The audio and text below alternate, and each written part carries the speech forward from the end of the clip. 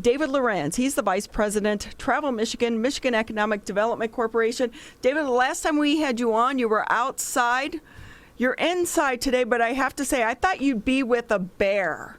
Like, indoor bears. Hanging out with the wild. Right. Well, I think last time we had talked about Oswald's Bear Ranch, right? Yes, I haven't made it. It's so on my bucket list now. And was I on vacation? I think I was. Yes. It was good. So it's funny, you were just talking about Traverse City. I'm actually at the office for Traverse City Tourism, and they've set me up in my own little office so I can take off my mask and not feel bad. And it's a little bit of rain here today, but any day up north is a beautiful day in beautiful Pure, Michigan. And they have done well up here. This has been a great summer, but here we are. Much of the state still is not completely open, and that's, causing a lot of problems for our businesses.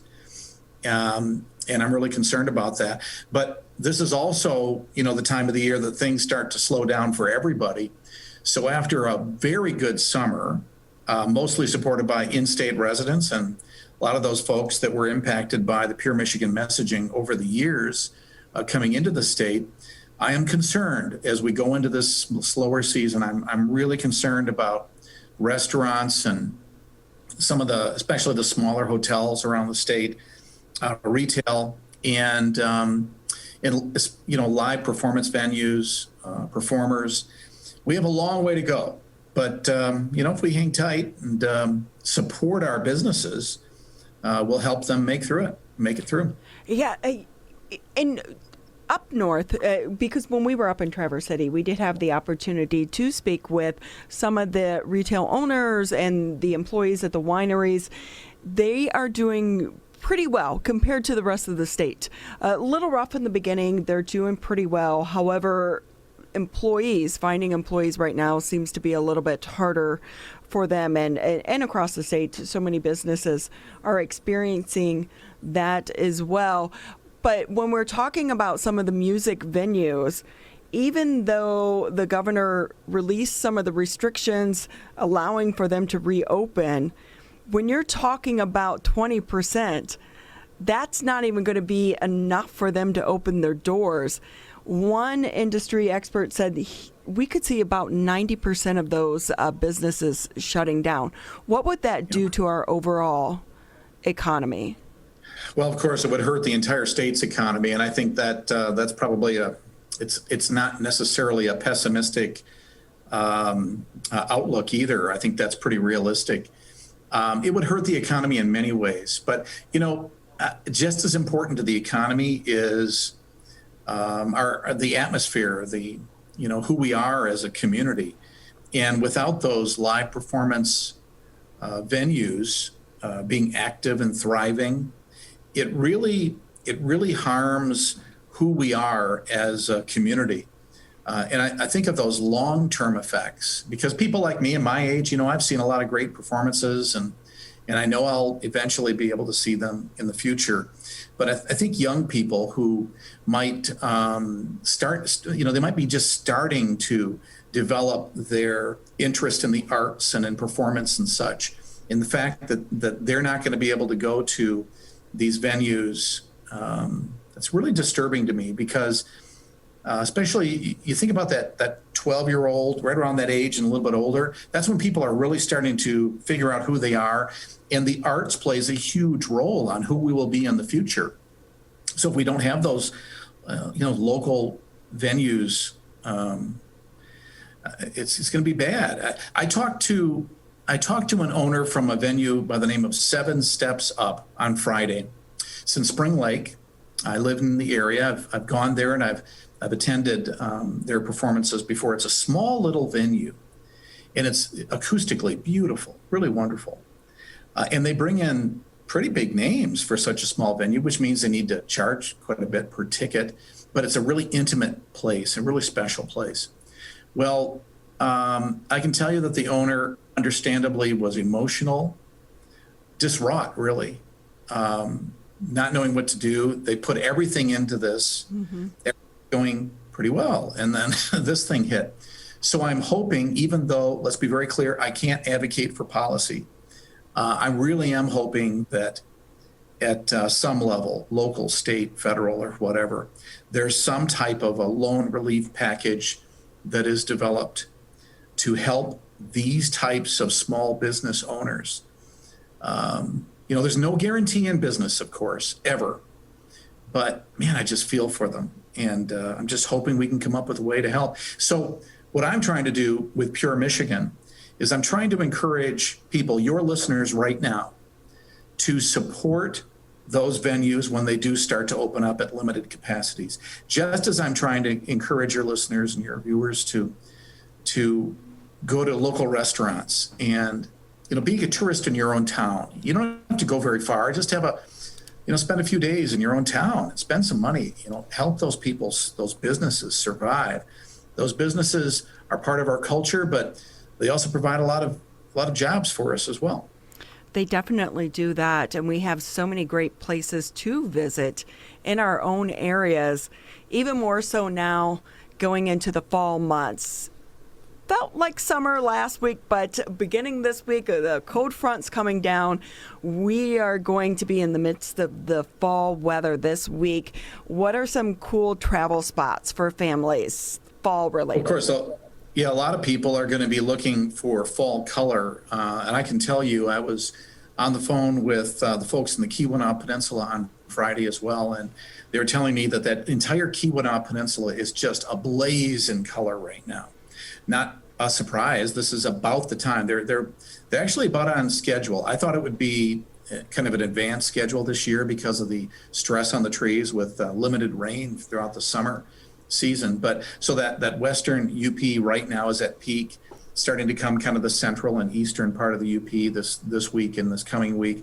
And then you're going to see the central part of the lower peninsula and then the shorelines eventually really color in the next 3 weeks as well. I can tell you that on the west side of the state, my drive up the coast this morning was beautiful.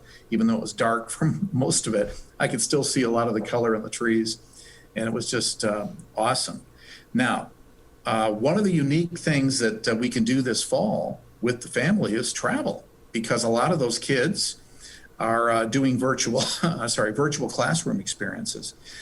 So you can actually do something really unique, and let's hope this is a once-in-a-lifetime experience and opportunity. You can travel. A lot of the parents can work virtually wherever they are. Kids take virtual classes wherever they are, and then use that travel experience as an educational opportunity as well. So we've been providing people with a bunch of ideas on educational travel. You can go to michigan.org and learn more. Or you just, the website is michigan.org/educational travel, and you can find out more. Unique places to a lot of people for learning, kind of like field trips, might include the Henry Ford, Greenfield Village. That's always educational and fun. But there are a lot of other things like that, indoors and out, that people should look for. And I think this is one of those things that now that it's kind of top of mind, that will move us forward, in the future as well, to think about travel in a new way, not just as a leisure opportunity, but as an opportunity constantly to teach our kids things that maybe we didn't really intentionally do that in the past. I have the advantage of being married to a now retired teacher. So when my son was young, we traveled around, and every opportunity was an educational opportunity for my wife. And my son now is really engaging and interesting and really, I think, well-rounded. And a lot of that has to do with our travel and the things he learned along the way. So I encourage people to think that as they travel Michigan this fall. David Lorenz with us. He's the Vice President of Travel Michigan for the Michigan Economic Development Corporation, joining us today on the Oakland County Megacast. So, David, you mentioned some of the places that are already seeing the colors change and are looking beautiful already as we are now into the fall season. For those that are planning their travel in the next few weeks and want to see the foliage, what are some places throughout the state of Michigan, Upper Peninsula, Lower Peninsula, East, West, North, and South, that you suggest people go that maybe they haven't thought about before? Yeah, well, of course, my mind always goes first to the Upper Peninsula because it's just so beautiful. And the variety of trees up there is quite stunning. I think a lot of people think of the Upper Peninsula mostly for evergreens. There are a lot of green trees around there. But you also find, more than 100 varieties of deciduous trees in the Upper Peninsula. And one of the most beautiful places that's easy to get to, relatively speaking, is Tequamanon Falls State Park. Just about an hour and 30 minutes north of the Mackinac Bridge, north and just slightly west, right up there on the Lake Superior shoreline, basically. It's just awesome, beautiful. I was there on my vacation in August, and I've never seen so many people there. So this time of the year, it'll be quite a bit quieter. So I recommend you consider that. And then you might want to go to places that you've really never thought of before, like little towns on the interior of the state. Most people think about the big lake shorelines, and it certainly is beautiful.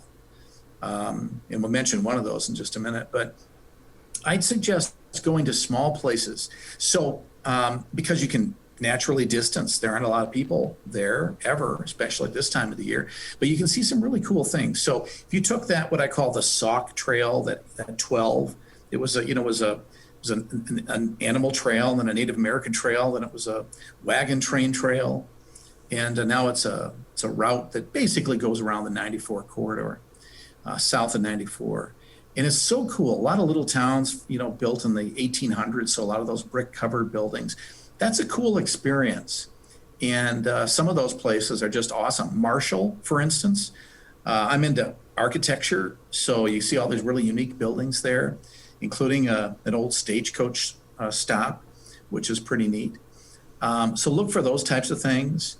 It's just countless. Cedarville is a really cool place, another town up north. So you find these little places like that.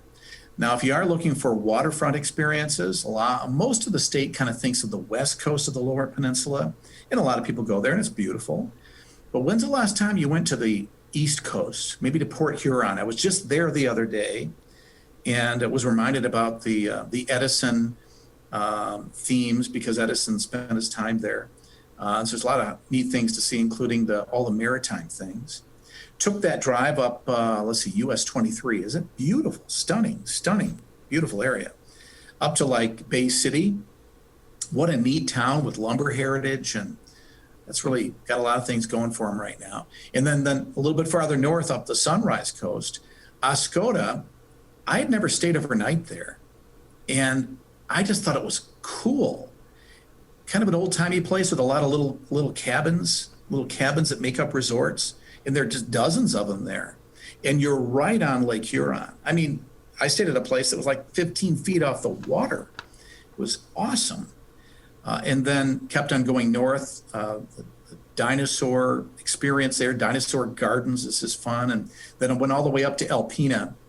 And among the things that we did, we went to Rockport State Park, and we looked at fossils, took a couple fossils home.